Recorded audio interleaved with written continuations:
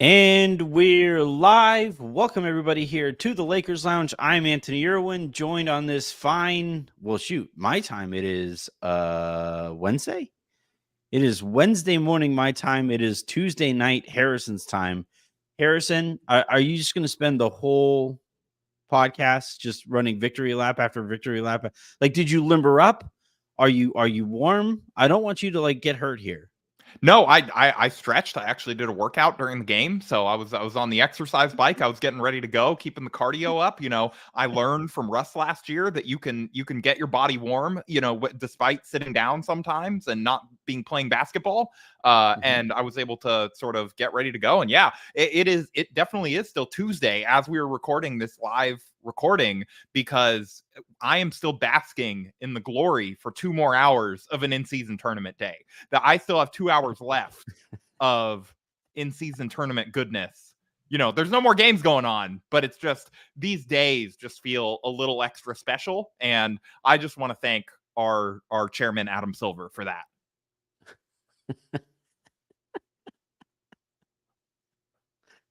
You know what I noticed? They didn't send me a bracket to fill out. They didn't want me to fill out a bracket. Yeah, they sent me one. That's going to surprise you. I know. They sent me a bracket to fill out. I had Lakers going all the way because Anthony, there are forces on this earth that are too great for our mortal minds to comprehend or stop. I'm talking about, the weather, Godzilla, and the Lakers when they have a chance to win $500,000 for Maxwell Lewis. Okay, you can't put a price beyond the $500,000 on that type of motivation. They end every single huddle with "Let's get Phil Handy a beach house." It's just. What's crazy is it's not just the 500,000. They made 50,000 advancing to the knockout stages. They made another 100,000 each player by winning tonight.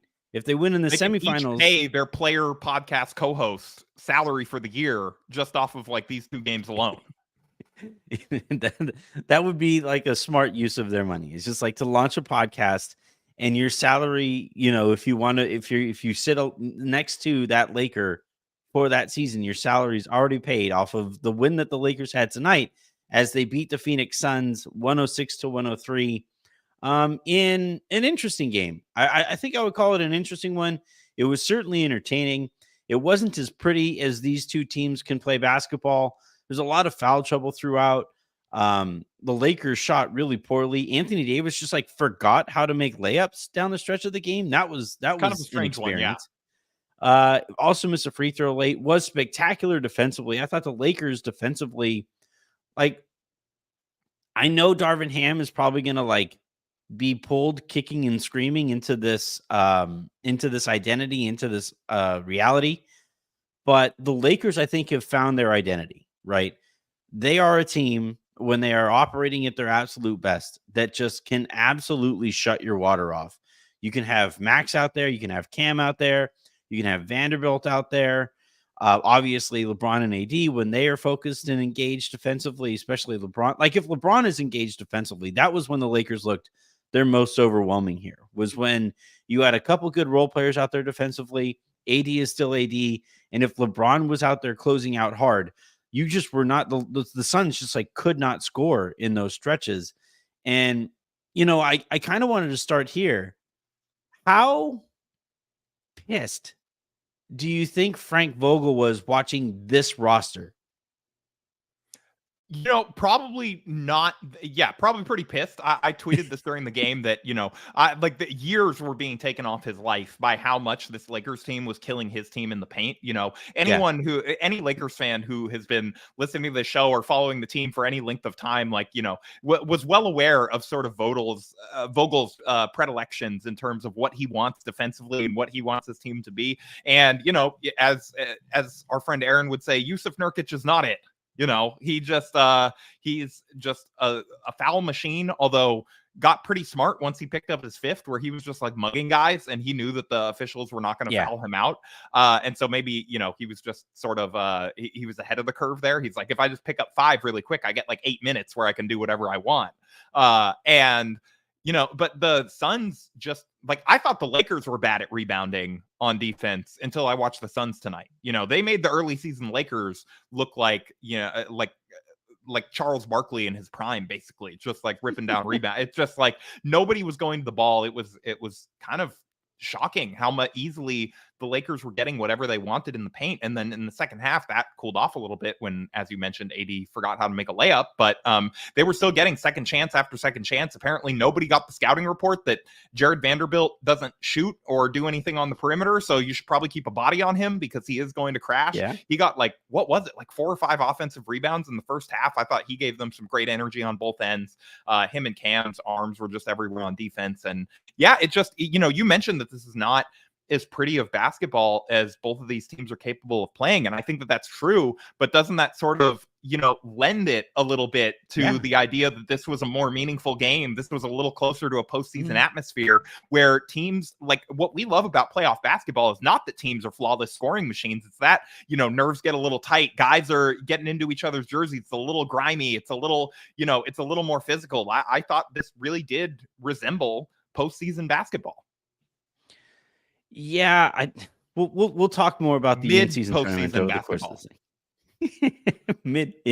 mid post play in basketball is I got some ideas. One of them is the in playoffs tournament from the NBA where they just it's wild they didn't come up with a better name for this. Yeah, like you've been tweeting the cup. Get at me. I got a lot of ideas for different tournaments we can stage at different times. No. Just call it the cup. Like you've had the hashtag out there this long. Like it's right there. Just call it the cup. I will be suing for a cease and desist. If they take hashtag the cup. Today's show, speaking of branding and all that stuff, today's show is brought to you by Sleeper. Use the promo code LA Lounge on your first deposit to get up to $100 in deposit match. Again, that is LA Lounge on the Sleeper app. You can follow me on there at Anthony Irwin LA. Shouts to Sleeper. They've been really great and super supportive throughout all of this. So let's continue to support them. More on them in a little bit, I think. But yeah, let's I beyond the Frank Vogel thing, because like the last time Frank Vogel saw the Lakers, he had a roster that made 0 sense whatsoever for Frank Vogel ball, right? Like it just made 0 sense. Yeah, it's sort of like the Suns roster. Kind of. Now he's looking at this Lakers roster with all of the length, all of the versatility on the perimeter, a bunch of size inside if you want to go super big.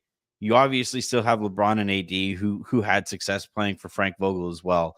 And like every so often, as Darvin Ham is like shoving Taurean Prince down our throats, I just looked over there to the other sideline. I was like, man, this wouldn't be a game if Frank Vogel was the Lakers coach. It wouldn't be. The Lakers would have blown the Suns' doors off by 20-something points if Frank Vogel was the head coach of the Lakers still. And I, you know what, man? Like sometimes you have art. What's the cliche, right? Art imitates life, or life imitates art, or whatever. Yeah. This is a perfect I think summary of the Darvin Ham experience as coach of the Lakers. Look at this. This is from Kobe Price, he of the Southern California News Group. He tweets out this image of Darvin Ham right after the game. He's face down. He's face down there at the podium, and like the Lakers finished this game with without using a Kobe challenge. had not finished that tweet with a quote from Darvin, I would not have been convinced that Darvin was still alive. Like that, it looks like he collapsed on the table. It honestly, like I tweeted and I joked that that's how he coaches. Like that's what it looked like. That's basically what you it looks. always have something to complain about. He's not good, man. He's just not. I don't think he's a. I don't. Lakers are 5-0 in the in-season tournament, Anthony. I don't know. That's true. That's true. Seems like a pretty hard record to compile with a bad coach. Overwhelming talent that he gets to coach, and I just think he bungles it a lot. And Taurean Prince coming back into that game was wild. But no, you're right. Dropping the bit for a second, that was the one that I was about to join in the Fire Darvin chorus that happens after every single loss. Not actually. I don't think that I would have actually tweeted that he needs to be fired but it would have, I'm having a little bit more doubts, and that was a very concerning sub given how the game had been going to that point, and given sort of what we've seen from the other guys as they've sort of started to come into the rotation as this team has gotten healthier with, Cam coming back, Vando coming back, how good Max has looked. It's just, like Torian, I do not enjoy the Torian Prince experience.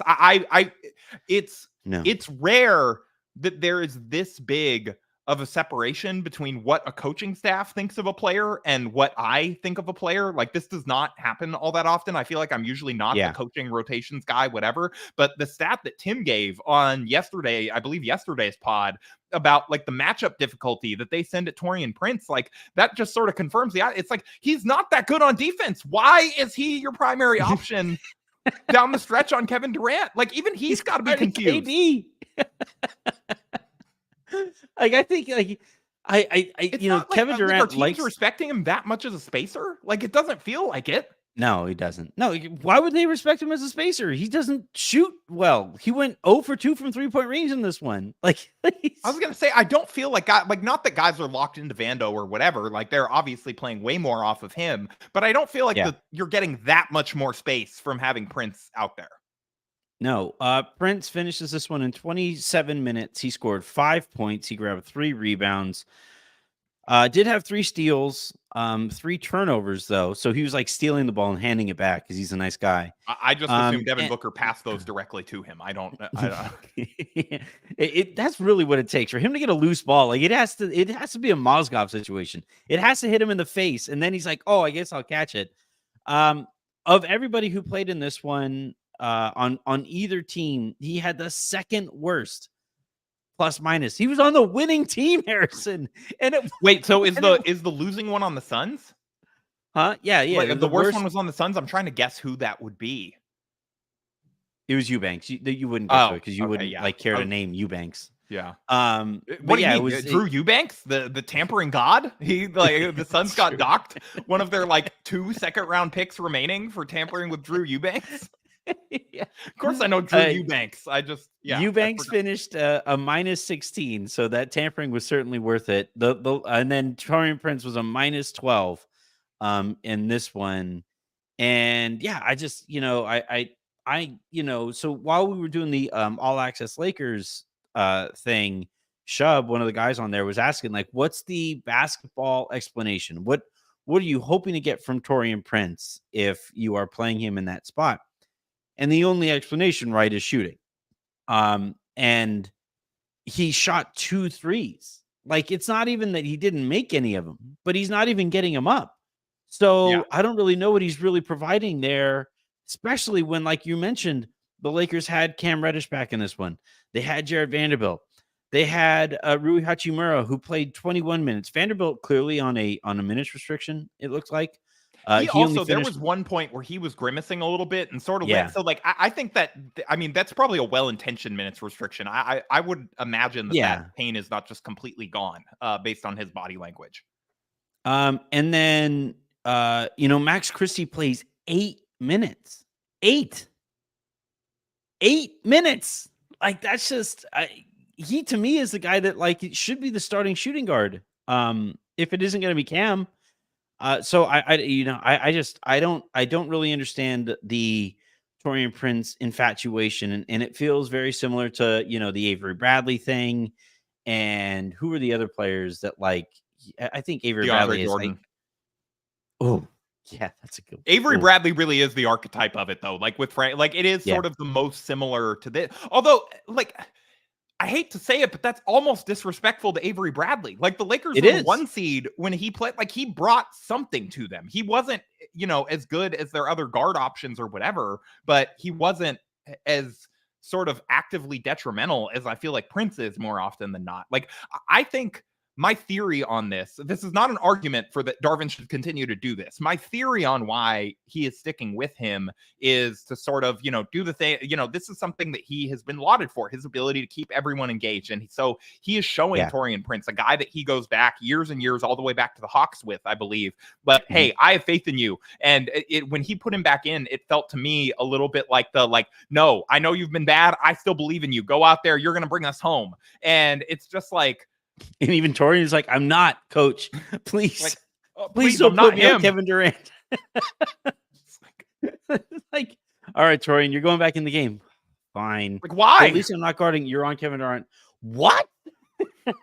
Like, you're doing what? Like when before Vando came back, I sort of understood it more because he was sort of the only guy with like the approximate amount of like strength and length combination where you want to throw, I guess maybe Cam, but that is its own sort of, that can be a little bit trick or treat too. But now that Vando's back down the stretch of a game like this, like that should be him getting those types of minutes on the opposing wing scorer.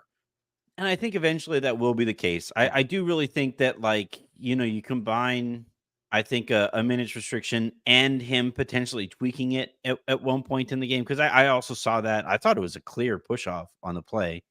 And he didn't respond particularly well to it. Like, he kind of like took a second to collect himself, walked back up the court, immediately subbed out, I think, too. You sort of hope that was just him, like, not quite having faith in it yet and not, like, actually a re-aggravation, but it was concerning. My alarm bells did go off a little bit. But, to be fair there, I think he did come back in and grab, like, 2 or 3 more offensive rebounds. So, and when he came back in, it looked fine. Was honestly pissing off Kevin Durant, which, I thought it was when KD got that foul for that blatant shove on him and didn't even argue it because he knew it was a shove. Like, he was just like, that was a clear, like, I am irritated with this guy being in my personal space all night. Yeah. We'll talk, I guess, specifically about some of the game over the course of this thing. But, like, to me, like, I think the Lakers have really been searching for an identity for the entirety of the season, right? Sometimes they thought, well, maybe they'll just be super big and you'll have AD and another center out there a lot. Darvin is Darvin, so he tried out a bunch of guards at various points in this thing. But I really think with the amount of talent that the Lakers have at the wing position, that's the core of the team. That has to be the core principle here, is have at least 2 of those guys out there on the court at all times, get after it defensively, get out in transition, and just really take advantage of what those guys can bring on both sides of the court. Where, like, it was insane. I don't think there was enough attention paid to this when it happened. In part because I don't think Reggie Miller is very good at his job, but the Lakers. I was watching on Spectrum, so I wouldn't know. Oh, well, there you go. So then maybe you tell me then, if they reacted to it the same way I did when I was doing the All Access Lakers thing, where they got on, like, one of the most critical possessions of the game. They forced the Phoenix Suns with Kevin Durant and Devin Booker on the court at the same time into a 24 shot clock violation. Yeah. What? That is unbelievable. They didn't even get a shot off. And given the offensive talent that was on the floor there, Eric Gordon was also out there. Grayson Allen was playing out of his mind. And the Lakers switched everything. Anthony Davis was all over the place. That's why I'm, okay with, not fully excusing the missed layups. Like, please, Anthony, make your layups and free throws down the stretch of these games. It's not like he's trying to miss layups. Like, he just missed them tonight. Like, I don't know what was going on there. That's not an effort or anything he can control. Like, it's just sometimes the ball early in the game, he was dunking him. I think he got a little tired late, and those dunks turned into layups. But that was unbelievable. And look, Simon, you're right. If you guys want me to, I can hop on here and I can apologize to Cam Reddish night in, night out. But he appears to be a special on-ball defender. I think he can get lost a couple times off of the ball. But when you have him and Vando and Max, or like some combination of those guys out there, even Rui is so physical. And the Lakers are like, and this is why I like, at the end of the day, I think Torian is going to wind up losing his spot, is because, like, the Lakers, when they're at their best, are a very, like, high intensity, high effort group, in your face, knock you off your spot, beat you to spots type of team. And that isn't the type of player that Taurean Prince really is. And no, he's very clocking in for my 9 to 5 energy. He's like 25 years in as a CPA. He's like, I am almost there. Yeah, we're almost there. Man, retirement, here we come. but But like I yeah. Disturbingly chill at points. That'd be the graphic. Like like Harrison Faigen says Tori Prince is disturbingly chill. But no, like how insane is that, Harrison? The fact that they got that stop in that way against this team, that is unbelievable. Yeah, I mean, the length comes to, all of those guys and their length sort of, is the top of line thing when you see something like that. But I also think that tonight you saw that in other ways, like how much LeBron was able to be in the passing lanes. You and I think have taken some crap for our evaluations of LeBron's defense in year 21, where again, like I think it's completely fair that he's not what he once was, but there are times where he's just kind of downright lackadaisical and, just sort of upright, whatever. When you have this much length out there and it's this easy for him to get steals and get out on the break, like those risk reward calculations, you can see it in his head become very different. It's like, if I hustle out and I get this steal, then I get a really easy basket on the other end and we get some really easy points and I don't have to go to work in the half court. And it's, it's a different risk reward calculation when, you have a non-point guard like Devin Booker having to throw, passes between or around or over these really aggressive traps and all this length. And he's able to just jump those passing lanes and get steals and stuff. And, I think that when you have that much length on the floor, it helps him defensively, not just in that he doesn't have to take that primary option or, concern himself with that, but there are easier things for him to do to get a stop defensively than having to just sort of focus on his guy or chase someone around or make rotations or whatever. Yeah, I believe this was they said it on the broadcast on Spectrum, at least. I think this was his high as a Laker in terms of steals. Yeah, well, because LeBron, he has this like microprocessor in his brain, right? Like the first play coming out of a timeout, he saw what set Phoenix was getting to run.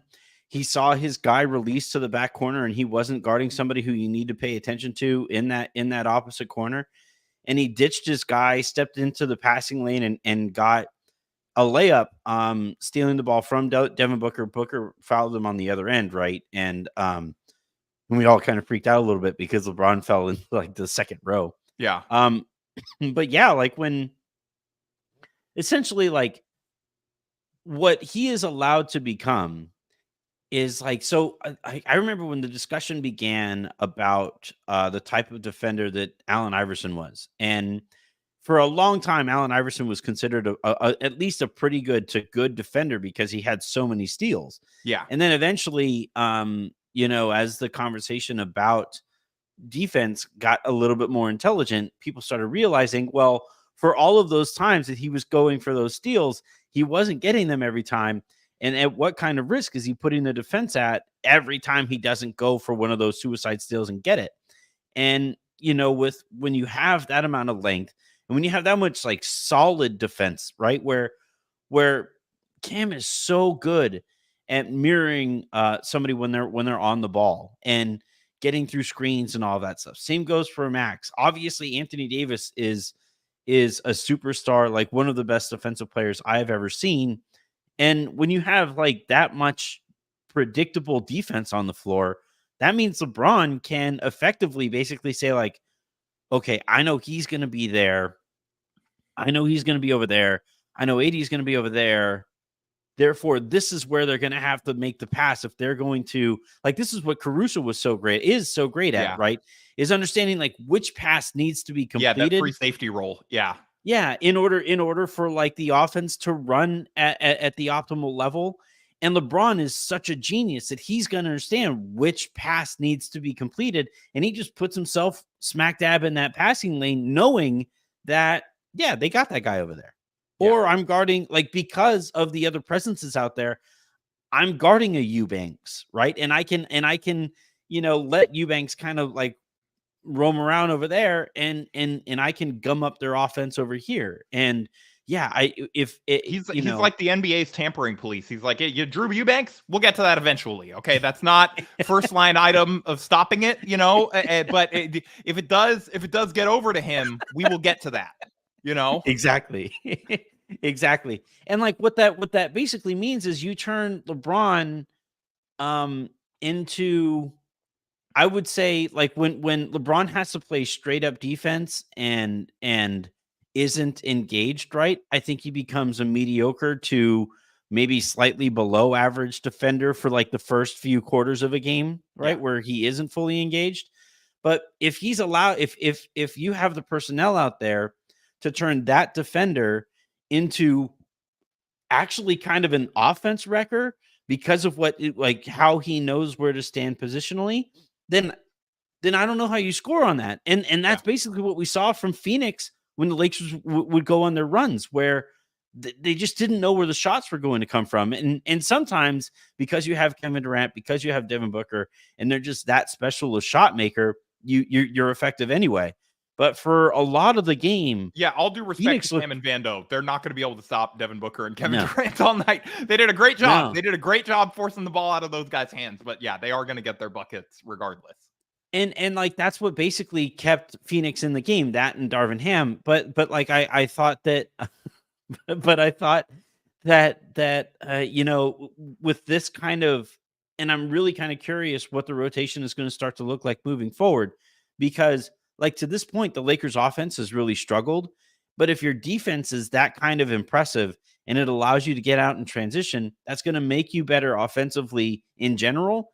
And then it's also going to like, you know, guys get more confident by seeing the ball go through the basket, it makes you maybe that much more effective in the half court as well.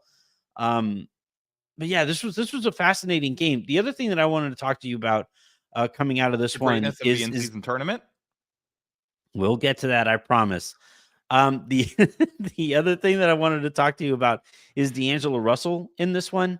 But really quickly, we do have to pay some bills here. So again, today's show is brought to you by the Sleeper app. Sleeper is a fantasy sports and real money gaming app focused on bringing people together through sports and gaming. Sleeper has become the fastest organically growing fantasy platform in the world with over 5 million active users in 2022, while earning some of the highest levels of engagement per user in the industry. At Sleeper, it's not just about sports, it's about building personal connections and lasting memories. Sleeper Picks is our real money product that connects friends over picks. You can choose 2 to 8 of your favorite players from pregame, live, or even across different sports. You can pick more or less than the predicted stats. And then if you connect those picks together, you can get up to 100 times payouts so long as you hit all of those picks. So share with your friends and get rewarded together. A little bit later in the week, I'll be doing my weekly picks, for Sleeper. But again, you can follow me on there at Anthony Irwin LA. And if you use that promo code LA Lounge, you'll get up to $100 match on your first deposit. Those terms and conditions apply. See Sleeper's terms of use for details. It's currently operational in over 25 states. So check out Sleeper today. All right. So D'Angelo Russell had an interesting. Oh my God. What did you? You know, they didn't beat Phoenix for like 8 games after that stupid. The curse picture? is over, Anthony. The in-season tournament has solved it. Okay. Look, All right. Do you want me to get out of your way and just like, go on your rant and let you go on your rant about the in-season tournament? Because I think in terms of communication about it, it has been a success. In terms of the intensity from these games, I would say it has been a success. It hasn't necessarily been I'm curious what the ratings will look like coming out of this one. They had a big ratings opportunity, right? With this game being played on a non-NFL night. Kevin Durant for like the second time in like 6 years. Yeah. Yeah, right. So I think it'll get a good rating out of this. So I think mathematically it'll look like it's done pretty well. I still hate the courts. I still think the process in getting here and like fan investment beyond like just hoping these guys would care. It wasn't great, but I will acknowledge that my position is starting to look like the losing position. So I'll just get out of the way and I'll let you take your victory lap. No, I appreciate it. You are like Andre Drummond. You are on the bench. You are moving to the side. You are going to mimic my, my like gospel spreading of my propagandizing for the in-season tournament as I, the LeBron of the IST propaganda, go to work on Jay Crowder. No, I mean, look, it solved the Lakers curse versus the Suns. I think we can safely say, the Lakers finally beat the Suns in a postseason game for the first time since 2021. Or I guess technically this is a regular season game still. Yeah, I don't know. Yeah, It still counts. In my mind, it counts because it is part of the single elimination tournament. That curse is over. I just think in all earnestness, like some of this was a little bit of a bit, but I do genuinely feel like this has increased my enjoyment of regular season basketball in a time when regular season basketball games can often be forgettable. Like, yeah, I mean, we would have gotten LeBron versus KD anyway on this. It's a Tuesday night versus the Suns. It would have been on national TV. There would have been some extra buzz about it, but just the fact that all these guys clearly cared so much and were going so hard in this game. And yes, that is an indictment of the normal NBA product that you can't always tell that they're going this hard every single game because of how many games there are. But it's made the regular season a lot more fun. There's something extra to track. There's something extra to care about. And I do think that, it finally has succeeded tonight because we have fans of other teams crying that a tournament has been rigged for the Lakers, which is how it's legit, baby. All right, the Lakers are back. I think people are crying about the refs rigging things for the Lakers. This is the most back they've been in a long time. Are people complaining about the timeout thing? Are people whining about that? Oh, yeah. Are they ignoring the fact that Devin Booker should have picked up his 6th foul right before? Oh, Anthony, you know it. It's like, just look. Besides the fact that Booker mugged him, like, that's not reviewable. He shouldn't have gotten the timeout. Like, it's just... Look, in this one case, we have to conform to exactly the letter of the rules. So no, I mean, I just think this has ended up being a lot of fun. It's something extra to care about. And, I think it is sort of the type of thing where every fan base is going to pretend that they didn't care about it as soon as their team loses. I had a whole rant on calling this the Mickey Mouse midseason medal tonight. If the Lakers had lost, I'm going to save that for if they do lose in the future. But for now, it has been a lot of fun, and it's something extra to root for this team to win. And will I be using this in LeBron versus Jordan GOAT debates? Absolutely. If he like, how many in-season tournament games did Jordan win? Like, he was none that I can recall. None that I'm aware of, unless you count like poker tournaments on game nights. It's just the Lakers actually, because they won this one. How mad do you think the 90s Bulls are that there's now a tournament in Vegas that you can go and play? You can get like a trip to Vegas in the middle of the season if you just like win enough regular season games. I actually think that would have ripped the Bulls apart, right? Dennis Rodman. No, disagree. Dennis Rodman wouldn't have had to take a sabbatical. It could have been part of the work trip. No, see, but the fact that he's already there, like, he wouldn't have gone to any of the like, he just may never have left, right? And like, Michael Jordan, like, having another opportunity to be in Vegas, like, I think that the Bulls were better off without that being a temptation. But all right, importantly, really quickly, like a really like quick serious note here before we move on to more of the shenanigans. The Lakers, because they've beaten the Suns 1, 2, 3 times already. They've beaten the Suns 3 times. They lost once. Oh no, they've beaten them all 3 times that they played them. Yeah. They have wrapped up their tiebreaker against the Suns, which that might matter come late in the season. For without that $500K dangling in front of them, who knows if they get that done? I like how, like, that's a point that everybody makes, and it's like, it's probably not great that these super duper zillionaires like are just don't care otherwise. Hey, look, that's not my problem. I understand what you're saying about fans not having to like getting, something. I do think that that's something the NBA should look at. One of my favorite ideas that I've seen people throwing around is like winning it guarantees you at least a spot in the play-in. Like, that feels like the right sort of reward where fans will care about it, but also like, players will also care about it. They'll go a little harder for that, that kind of thing. But you can, and by the way, like, people were saying, like, well, what about the bonuses? You can still do the bonus. Yeah, like, you can still do the bonuses. These are not mutually exclusive things. I'm not saying I don't want to see them paid extra. I'm saying, like, there's no reason for me to care personally. Yeah, that LeBron James, who is a literal billionaire, is going to make an extra 500, or I guess if you win it, right? So you go 50. 250, so $750,000 after the bonuses for each round that you win. I feel like it might be $500K total maximum. I don't know that it's like stacking each round. You get like an extra. I Yeah, don't I could be know. wrong about that. I truly do not know. Yeah, I'm basing this off of glancing at a tweet once, but I believe they made a big deal out of saying like, yeah, each player gets a 500,000 bonus after winning the final, and that's how I took it. But again, here's the thing. I don't care. Yeah. Like I don't whether they make 750K or 500K. That is not something that I'm going to like, celebrate or whatever, or be thrilled about.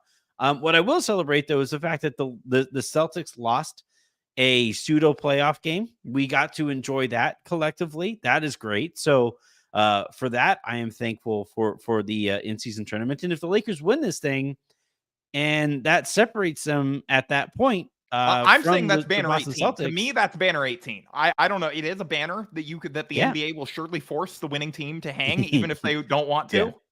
Yeah. So yeah, I'm finding myself. And by the way, I never hated the concept of the No, in-season tournament. no. You don't get to walk this back. No, you were hating on it. You were like, why should I care about this? These games are meaningless. I don't. Why should I be excited that my team gets an extra game against the Suns? They should have just lost, and then they would have gotten a worse opponent for one regular season game. I mean, I still feel a lot of those ways. We wouldn't have gotten this magical night, though, Anthony, if that hadn't happened. This magical night. All right. I promised that we were going to talk about D'Angelo Russell. We got to your rant. We do still have. Did you do power rankings? I forgot to do power rankings. Did No, you get didn't to any ask of them? me. Yeah, I assumed since this was a live show, we were not going to have time. Yeah, we'll come back to live. We'll do power rankings. I actually no. I came up with one really quickly. I'm power ranking basketball tournaments. Number 1, I got the NBA in-season tournament. Number 2, I got March Madness. Well played. All right. D'Angelo Russell in this one, I thought, like, I know Lakers fans have become like oddly invested in proving the narrative incorrect that D'Angelo Russell struggles in these big high leverage games. Problem is he doesn't seem as invested in proving that incorrect either. So they shouldn't have told D'Lo about the bonus. He's like, oh man, stakes. Damn it, my kryptonite. So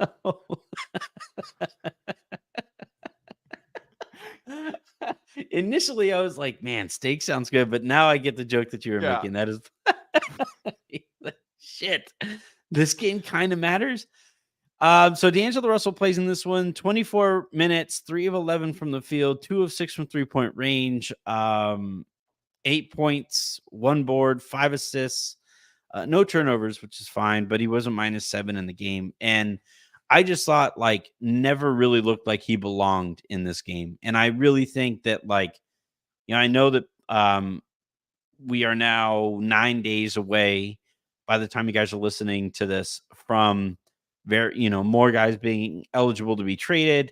And we are kind of glacially moving towards the trade deadline. But I think it's become pretty clear at this point that the D'Angelo Russell thing, cool that he had the opportunity to be redeemed, and it's cool that he has had some cool moments as a Laker all over again, but it can't be this clear every single time one of these games are played that he just doesn't belong in it. He isn't disciplined enough on either side of the ball. It is just I like D'Angelo Russell about as much as anybody. At one point, were we doing fines for me bringing up D'Angelo Russell at one point? We were at one point, yeah, because you could not go a single show without bringing up the D'Angelo Russell trade that season afterwards. Yeah. So I like, and we were still doing a daily podcast at that point, and I was about ready to kill you. Like, so like that is all to say that I was rooting for this to work out, but you actually went to a Lakers Nets game in a D'Angelo Russell Nets jersey. No, I didn't. That next season. I don't know. I didn't go in a Nets jersey, but I did specifically go to a Nets Lakers game. You were very much cheering when the Nets won and officially knocked the Lakers out of postseason contention. I was rooting for D'Angelo Russell. I will say that. I was really annoyed with the way that the Lakers treated him, both while he was there and on his way out the door. But, Pat, I promise people listen to this on the podcast the next morning, Pat. There's people listen to this on a bunch of different ways. But yeah, the D'Angelo Russell thing, there are some whispers that there is a little annoyance with Russell in the locker room, and you watch him play in this one. I just don't think he thinks the game the way that I prefer a point guard to think the game. And normally a point guard, especially a point guard with LeBron and with AD on it, like the kind of point guard that I have always liked is like the Derek Fisher type, who would be like, all right, we're kind of struggling here. Let's make sure we get Shaq a touch because we know that Shaq is going to get us a good look here, right? Let's make sure that we get Kobe the ball. Let's make sure that we get Pau Gasol the ball, whatever. And D'Lo, oftentimes, his answer for some of those ruts that the Lakers fall into offensively is, all right, baby, I'm shooting us out of this thing. And that is not, I don't think, if I hit this 40-footer, we're going to be good to go. Yeah, it's not a very sustainable path here for D'Angelo Russell. So what are your thoughts though on D'Angelo Russell? Like, again, showing that like these games and the higher that intensity ratchets up, he just doesn't seem like he belongs out there. Yeah, I feel like I was a little mean before in saying that stakes are his kryptonite. I think that this is That's mine. Like, stakes are my kryptonite. It's like I second and third chins. Yes. I do feel like this is sort of an exceptionally bad matchup for him, just in that, for the Lakers to have a chance against the Suns team, you want as much length and sort of activity on the floor around LeBron and AD. Specifically, like, there are games where the Lakers are going to want sort of like a more score first point guard out there and for more minutes and whatever, but it's just like, so much of their attention had to go to, hey, let's get as many guys as we can towards KD and Book at all times, that, this is just not really a D'Lo game, where I do think that there are matchups that are better for him than this one. But that said, it is sort of what is a D'Lo matchup though? Like, from good teams, who's a good matchup for D'Angelo Russell? I didn't specify that there are good matchups. Like, that's kind of the crux of my point though, right? Is that like those teams that the Lakers are going to be seeing in April, May, and hopefully June, those teams are all going to pick on D'Angelo Russell, and they are all going to, present him issues on either side of the ball. And, I was hoping over the course of the season that, maybe he would take enough strides defensively that wouldn't be the case. He wouldn't get picked on to that extent there. I think he has. I think he's definitely better. He's certainly more engaged. Yeah, like he's made an effort on that. Like, I want to be as fair as possible as I say all of this stuff, because again, like, I was really rooting for him to kind of fully redeem himself as a Laker, but I just don't think the way that he kind of plays the position of point guard, and especially if he is going to be seen as the point guard, I just don't think that is a style of basketball that is going to lend itself to success while he's playing next to LeBron and AD. Because, a lot of times, and this is one of the things that I was talking to Tim about on yesterday's show, which, by the way, I really do hope you guys check out. Like, I thought I had a lot of fun breaking down the whole Ime Udoka, LeBron James, like, kerfuffle, whatever we want to call it. But it should not have twice as many views on YouTube as the conversation that Tim and I had. Like, that was a really fun conversation. I thought, like, smart conversation that we had with Tim. You can find that on the feed. You can find that on YouTube as well. But one of the things that I was talking to him about is how, like, I think this offense can sometimes be very directionless, almost too egalitarian. Yeah. And I think D'Angelo Russell's leadership from the point guard position is a big part of the problem. Not the problem. I think 5 out is kind of the problem there. But I think D'Angelo Russell doesn't do much to course correct as 5 out can kind of lead to, like, when I think Phoenix went on a 14-0 run to start the second half, and it took, I think it was 10-0. Did it get to 14? I know it was 10 before Darvin called a timeout. I don't know if they scored 4 more points. I think you're right. I think you're Yeah. right. I think they tied the game up, Yeah. and it took until like the 8:30 mark of the second half for LeBron James to get a shot. Yeah. You know, and that's like, this is me. I played point guard. I know nobody can believe it. Looking at like this portion of my body or whatever, or any portion of my body, frankly, other than my height, but like, um, that was the thing that like was expected of us was understand, all right, you got to get the ball to your best player here. We have to get us a good look at least here, or force a double team or something like that to get us a better look than contested mid-range jumpers with very little ball movement. And I just don't think that D'Angelo Russell thinks about the game that way, and I think it really kind of hurts the Lakers. So I think eventually, I don't know what kind of player that you turn him into. I don't know if you consolidate. Um, like I don't even know where Gabe Vincent fits into all of this, quite frankly. Yeah. I like with the way that these wings are playing, I'm cool with I guess technically if you send like Russell and one of the wings out to bring in like a really, really good wing, then that really starts to make the rotation make some sense. And then Gabe has a role there as well. And Austin is your primary ball handler more often. But yeah, that is the D'Angelo Russell part of this was tough. I want to spend I the last I do want yeah. to say just really quickly in Russell's defense, I do think that he has also done a pretty good job of getting AD involved at times this year and sort of Mhm. looking for him on cuts and lobs to the basket and trying to get him easy buckets and things like that. Like, I don't want this to become a thing where we're just like, hey, D'Angelo Russell has no value, like just because he No, had no, no, sort of yeah. one bad game Yeah. against the Suns or for it to come off like that. Like, I think that he has had some games where he, maybe he hasn't won it for the Lakers, but he's been one of their more positive players. There were Mhm. multiple games earlier in the season where he was far better than Austin. I think that on balance, Yes. that Austin is going to probably be, over the course of the season, the better of those two. But I think that D'Lo has had some utility, and I think that there are matchups where he can help a lot on this team, especially when you do need more scoring punch, more shooting, on the floor.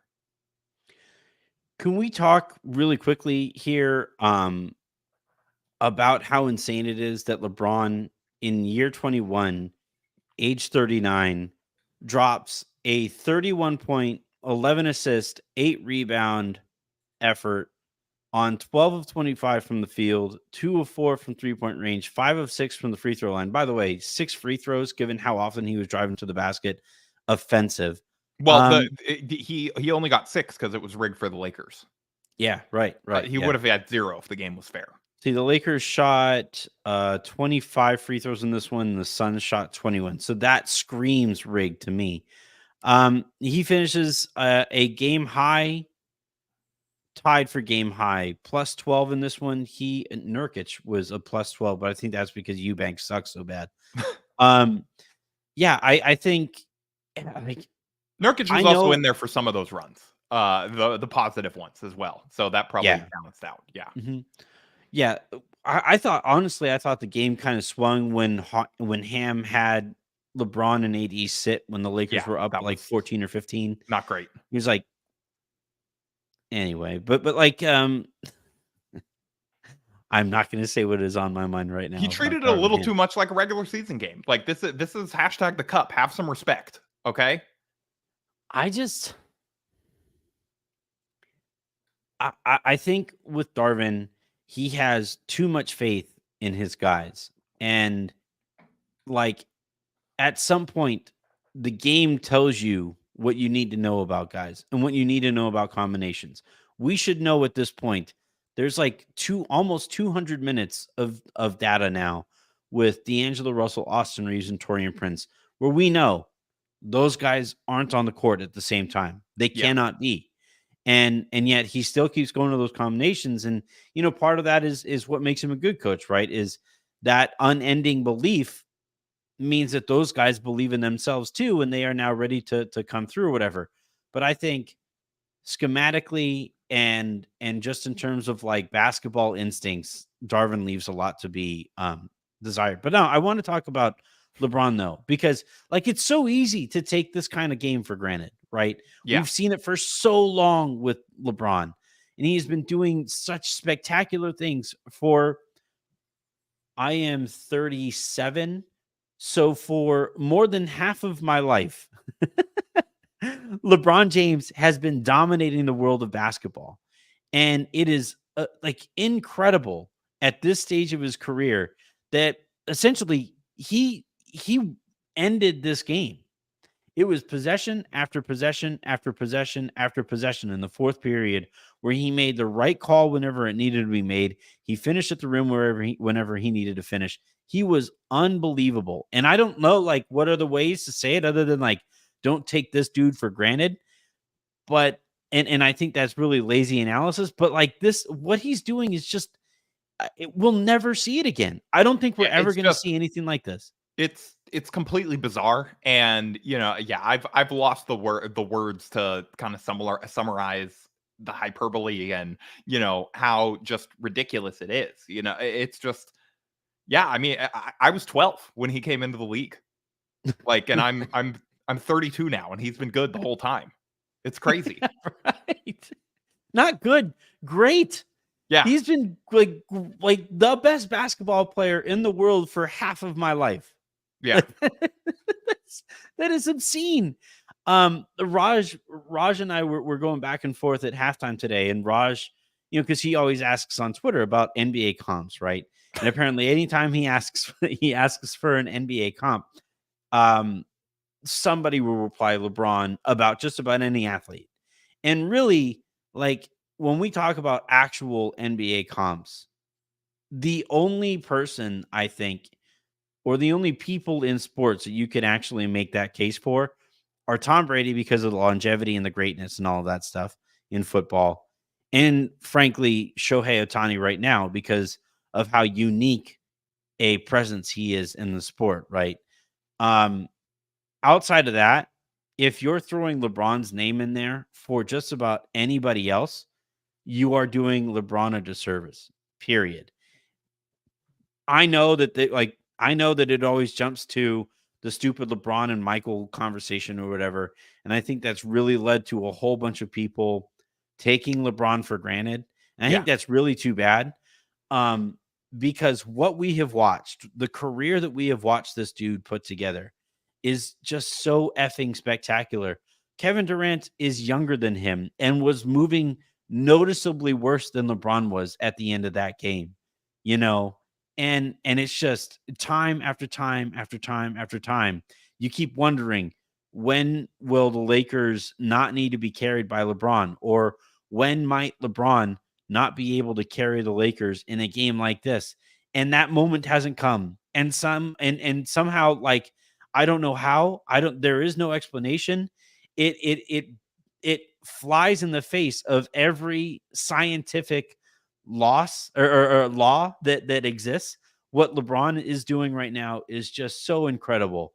And like this game, I thought it was a masterclass down the stretch of this game. It was just watching him just manipulate the defense, and now that he has like decent defensive talent around him, he can manipulate the other team's offense too. Like this might shape up to be a real cool LeBron season if everybody stays healthy. Yeah, there's the cliche, and it's a cliche because, all of us have probably encountered this guy at least at one point in our lives, where you go to the local gym, your 24-hour fitness, your LA fitness, whatever. And there's like the 45 to 50-year-old dude who's just like dominating basically because he hits jumpers and he kind of knows where to be. And Yeah. LeBron can be that guy while also still being able to like posterize people. It's crazy. Like he can still, he'll have, 4 or 5 minute stretches where he's just dominating with his brain. And then all of a sudden it's like, oh, he just like went to the rim in 2 steps and dunked on a guy 15 years younger than him, like. Like there was a moment where I think his name is Keita Bates. Yeah. Keita Bates I believe, was guarding him. I'm just going to read you Keita Bates Diop's tangibles, right?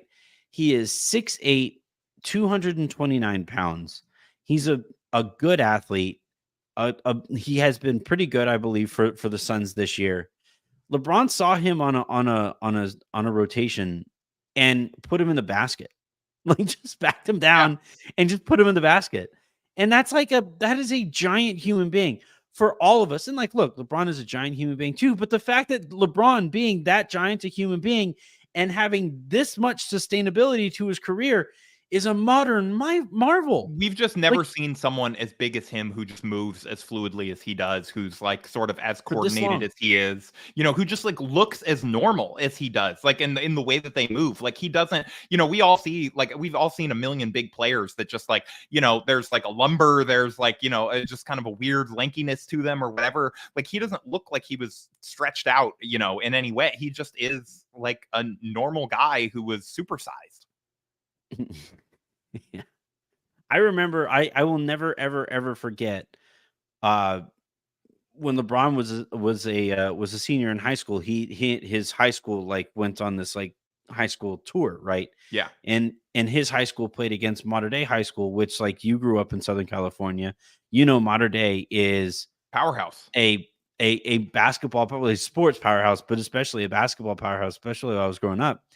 And LeBron stepped out onto this court. And I'm like, and I remember a lot of like, you know, parents who were talking, like we were like walking into the gym, and I'll never forget the number of people who were like, yeah, this guy's special, but you know, Mater Dei it's 5 really good players against I believe it one. was Mater Dei Trevor is gonna Ariza's team, maybe I know if I Garrity remember was on there. I correctly. don't but yeah, like that was a really good. I think that Mater Dei team won the state championship that year in California, which is like an absolute hub for basketball. And LeBron steps out there onto the court and just thoroughly dominated everybody there. It was just a different sport that he was playing. And I remember like sitting there, I'm like, I think I may have just watched the best basketball I will ever watch at this level be played, right? And that winds up, I think, being true. Was, you know, LeBron, I think, Yeah, winds up you being knew like, ball. You were way ahead of the curve. yeah, right. If you go back to you know, it's like I think it would have been like September of 2003 or 2004, whatever it was. I would have tweeted, yeah, that dude is the best basketball player I have ever seen and may ever see. I never got to Yeah, watch Michael play Twitter basketball. didn't So exist yet, but that's how ahead of the yeah, curve you were. You were tweeting it already. yeah. And You're like I you're LeBron's Scout. it's yeah, exactly. You watched Um, him in a dingy Mater Dei gym, you know, and you were it was like, that actually guy's gonna be it was great. at the Long Beach Pyramid. They played Okay. them at the Long Beach Pyramid. It was just I remember but Harrison, that was 20, 21, no, 23 years ago or Yeah. something insane like that. Like what? Yeah. It's That just is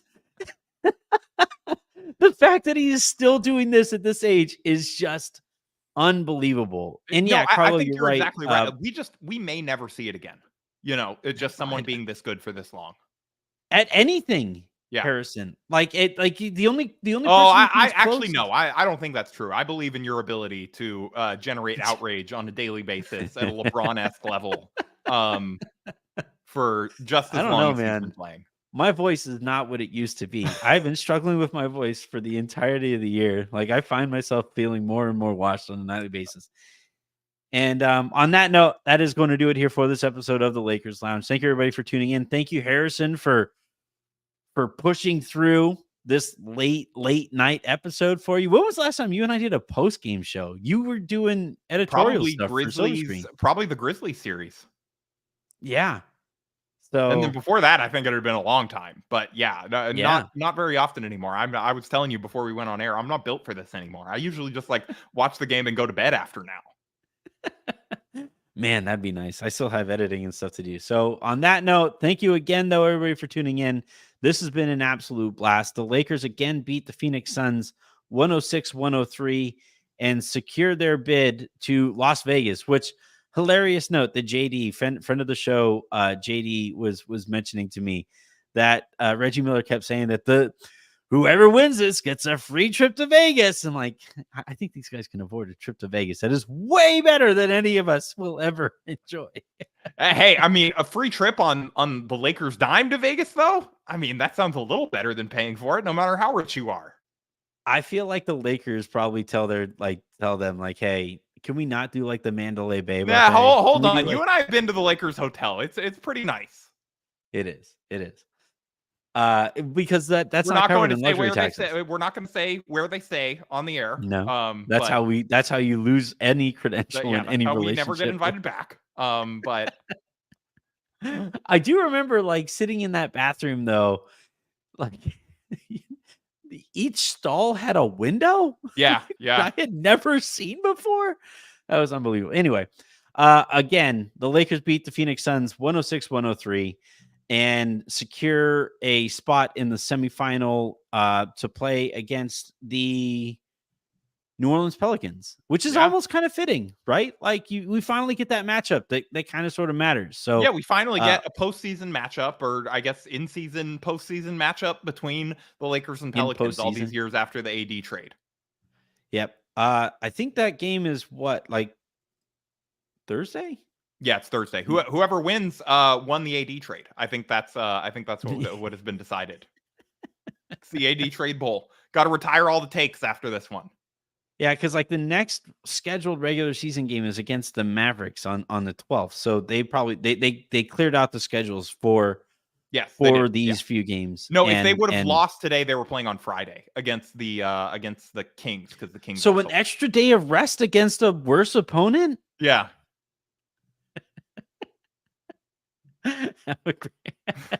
You're unbelievable. Day, everybody.